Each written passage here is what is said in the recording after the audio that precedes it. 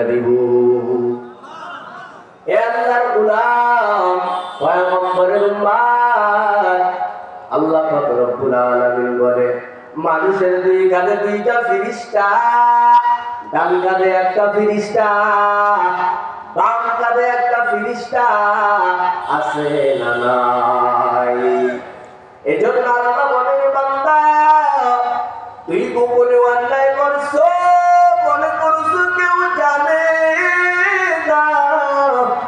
ও বান্দা, গোপনে অন্যায় করছো, মনে করছো কেউ জানে না।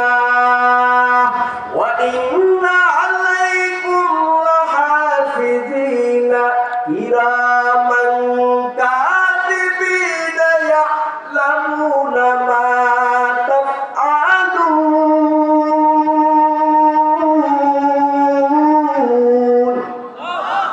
দুই কাঁধে দুইটা ফেরেশতা,